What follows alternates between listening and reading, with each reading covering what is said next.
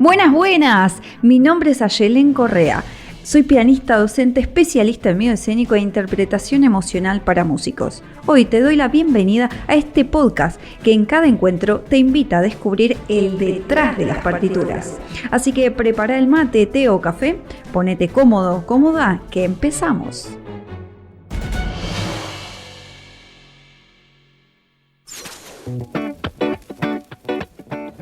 Buenas, buenas, ¿cómo están? Bienvenidos a este nuevo episodio del Detrás de las Partituras. Yo por acá estoy contenta, feliz porque el día está maravilloso. Un cielo despejado, azul y un sol que calienta y que da luz a todas las flores que están por ahí. Bueno, espero que en tu lugar donde me estés escuchando esté un poquito así. Hoy vamos a hablar de el detrás del estudio diario y vamos a hablar de un tema que poco se habla, la soledad del músico. Muy pocas veces escuché hablar de este tema, por no decir que durante toda mi época de estudiante nadie mencionó una sola palabra al respecto. En cambio, como docente, entre colegas, la historia lamentablemente sigue. Quisiera decir que no, en cambio cambió. No, lamentablemente no fue así. Nadie habla de la soledad, sino que el foco cambia y se habla del poco tiempo que uno dispone para estudiar o para lograr los momentos ideales de estudio. Porque justamente la idealidad o la idea perfecta de estudiar son 8 horas en soledad abrumadora con el instrumento y voz. Pero de todas formas nadie comenta, menciona o dice a viva voz que muchas veces cuando crecemos dejamos de querer estar tantas horas solos o solas. No puedo, tengo muchas horas cátedra. Me cuesta hacerme el espacio, tengo muchos ensayos. Tengo mis momentos de estudio, pero no como lo hacía antes, durante horas.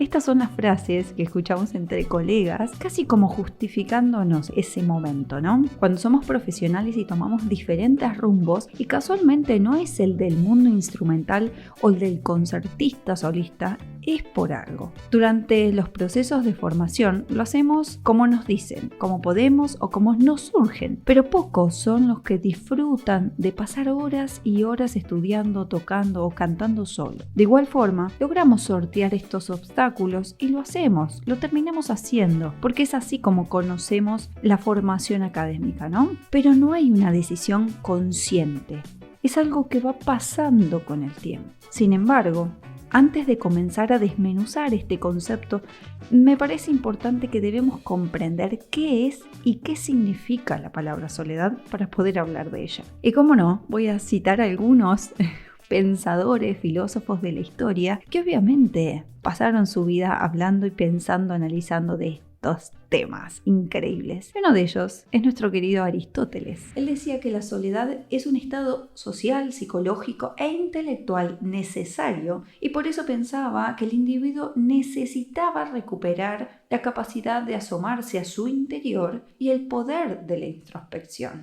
Es interesante, ¿no? Pero ahora escuchemos también a nuestro querido Sócrates, que seguía un poco con esta línea pensando que hasta que no te sientas cómodo estando solo, nunca sabrás si estás eligiendo realmente a ese alguien por amor o por soledad. Y en este caso, si ajustamos este pensamiento a nuestra vida cotidiana como músicos, podríamos decir, hasta que no te sientas cómodo estando solo, nunca sabrás si estás eligiendo a la música por amor o por oposición a esa necesidad de soledad. Entonces, ¿por qué podemos pensar que ellos lo veían como algo positivo y no como algo negativo? Porque seguramente tanto Aristóteles como Sócrates permanecían durante mucho tiempo solos, observando, pensando, analizando y reflexionando en eterno silencio. En paralelo, podemos decir que un músico hace todo eso pero con el sonido. Por lo tanto, no estamos solos en teoría, estamos acompañados de la música.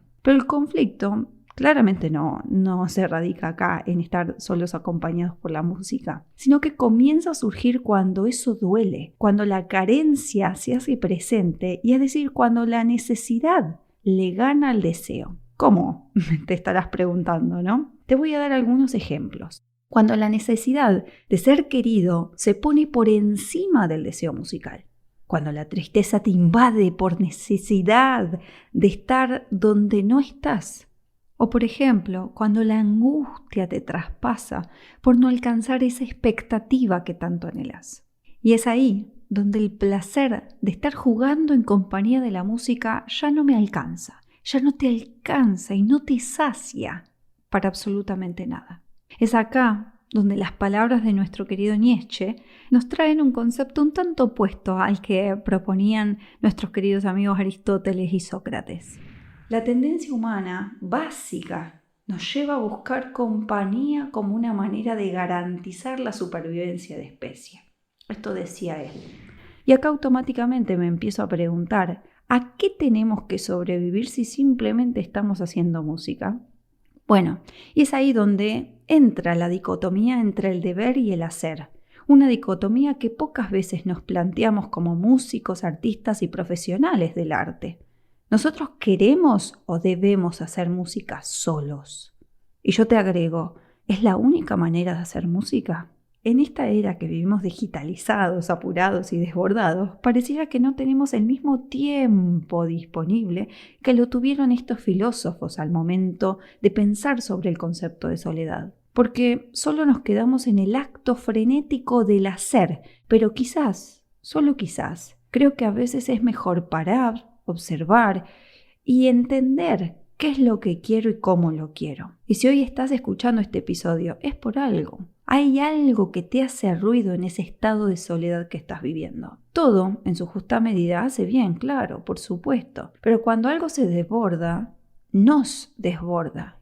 Y eso acá también sucede. En la vida del músico sucede y mucho. Para llegar a alcanzar un nivel medio o alto, justamente, se necesitan muchas horas de entrenamiento, dedicación, y no estamos hablando solamente en el instrumento, sino también de ir a conciertos de un lado al otro, de estar con gente que no conocemos o simplemente personas que las vemos ocasionalmente, que no hay una conexión emocional con el otro. Por eso, cuando idealizamos la figura del músico exitoso, también tenemos que mirar este lado B de la historia. Una realidad que implica sacrificar momentos personales por momentos profesionales.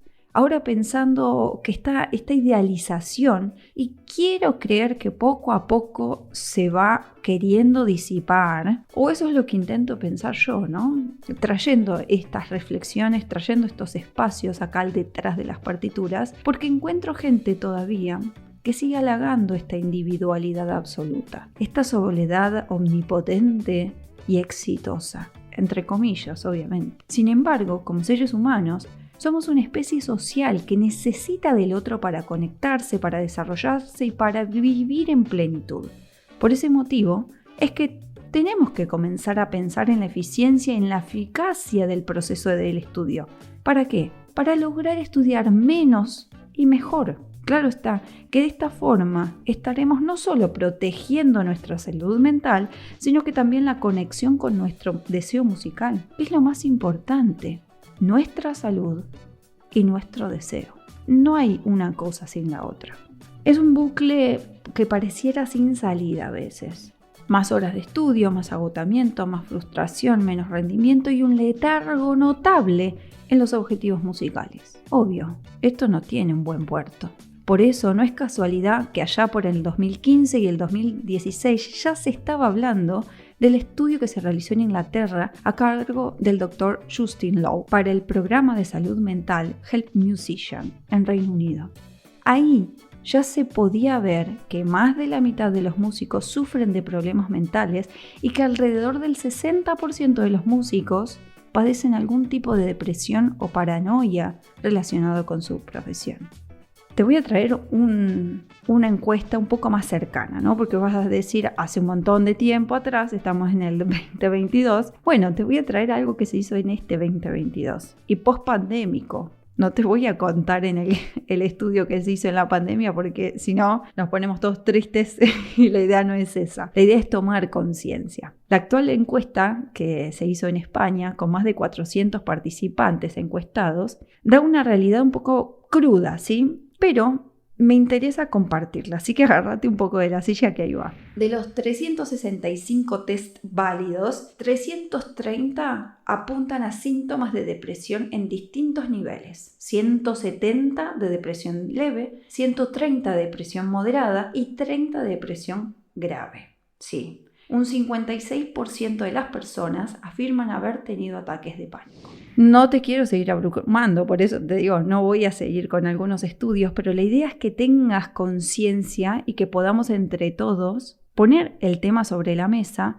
y la intención sería reflexionar sobre esta realidad, sobre la soledad del músico. Y creo que lo más importante acá es que no subestimemos nuestros estados emocionales y tomemos conciencia de ellos para poder darles el espacio que merecen, lo voy a poner distinto, para poder darnos el espacio que merecemos para reflexionar de estas cosas. Por eso te traigo también la palabra de la psicóloga Rosana Corbacho, que comenta que entre los diagnósticos más habituales de los músicos que acuden a terapia está, escucha, el trastorno de ansiedad, los ataques de pánico, la depresión, el pánico escénico o miedo escénico, los problemas de burnout, es decir, la sensación de estar quemados, y obviamente se trae a la mesa el abuso de sustancias que viene como consecuencia de otros trastornos. Entonces, el bloqueo creativo del estudio o del incentivo musical no nace solamente de un estado pasajero o circunstancial. Quizá sea una alerta para que podamos atender algunas situaciones de base que nos están golpeando la puerta emocional. Y para ir cerrando un poco, te cuento que en la entrevista de la doctora María Montero y López Lena, de la Facultad de Psicología de la UNAM, define la soledad como un fenómeno psicológico multidimensional,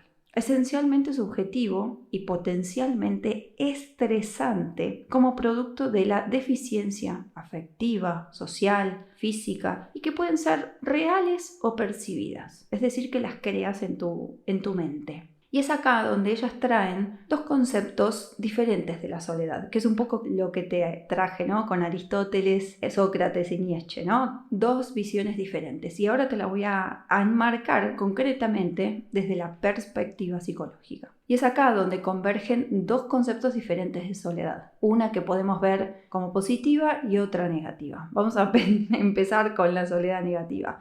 La más conocida es el resultado de carencias y tiene un impacto sobre nuestra salud, por supuesto. Proviene un desequilibrio entre lo que yo deseo y lo que percibo. Y ese desequilibrio me produce una sensación de vacío, y es a lo que llamamos soledad. Eso podemos pensarlo si lo llevamos a una situación concreta, ¿no? En el mundillo nuestro musical, que nos sentimos solos cuando estamos tocando. Y cuando escuchamos, no sé, y estamos conviviendo, ¿no? Escuchamos a nuestra familia reír, jugar, disfrutar de un espacio del cual yo no estoy siendo parte. Quiero dejar mi instrumento e irme con ellos. Pero si hago eso, siento un nivel de culpa enorme porque no estoy estudiando, porque no voy a llevar el concierto, porque no voy a lograr mis objetivos que tenía planteados en la semana, porque no me puedo permitir no ser ordenado, organizado, sistematizado, porque no me puedo permitir el disfrute con otros, porque se supone que yo estoy disfrutando de tocar solo o sola, pero eso no pasa. Ahora vamos a seguir con el lado menos conocido, pero que sí existe, que es la soledad positiva. Es la experiencia de éxtasis de sentirse dueño de los recursos cognitivos, físicos y existenciales que poseemos. También es conocida como solitud. La solitud es algo que atrapa, es algo que es agradable, una sensación de estar a gusto con uno mismo. El concepto de solitud no le falta esa carencia implícita que en la soledad tiene. No es estar solo como algo negativo, sino más bien todo lo contrario. Es como esa idealización que tenemos, que a veces se da, no es que no se da, pero necesita otros condimentos. Autoestima, placer interno, realización, estar en el presente, en el aquí y ahora, saber por qué hago lo que hago y cómo lo hago, quién soy, cómo me defino. Si vos tenés esos condimentos, al momento de estar solo o sola, en diferentes instancias de estudio, de ensayo y de concierto, vos no vas a sentir que estás tocando para un otro. Vas a estar sintiendo que estás en tu eje y que estás haciendo esa música para conectar con vos, no con un otro, ni para demostrar a un otro, ni para hacerte ver para otro, ni todo ese rollo que surge, ¿no? Después. Para poder estar en plenitud con tu solitud, hice una rima, para estar en plenitud con tu solitud, necesitamos tener un montón de cosas resueltas con nosotros mismos, es decir, conocernos. Y muchas veces eso nos hace falta. Y para cerrar este episodio del detrás del estudio y de la soledad del músico, te invito a escucharte, a pensarte y a analizarte como lo hacían nuestros filósofos Aristóteles y Sócrates, donde disfrutaban de esa solitud y no padecían del vacío de la soledad. Esta sería la forma más importante de tener presente cuándo es el momento de pedir ayuda, si es que así lo sentís. Si es que ya, así solo o sola, no podés más. Pongamos un manto de conciencia y un manto de ayuda y visibilización a esta realidad. Estudiar, progresar, ir para adelante con la música está muy pero muy bien, pero tenemos que cuidarnos, tenemos que atendernos y si vemos que hay algo que nos hace mal, que nos angustia, que nos entristece, pongámoslo sobre la mesa y hablemoslo. Porque ya viste los porcentajes. Hay una alta tasa de depresión y de muchos problemas ligados a esta soledad, a este vacío individual que padece el artista. Gracias por llegar hasta acá. Espero que me ayudes a compartir este episodio para poder llegar a más personas y tomar conciencia de esta realidad. Y te invito a disfrutar de esta solitud ligada al deseo del quehacer musical. Te abrazo a la distancia y te agradezco enormemente por estar en el detrás de las partituras. Hasta el próximo episodio.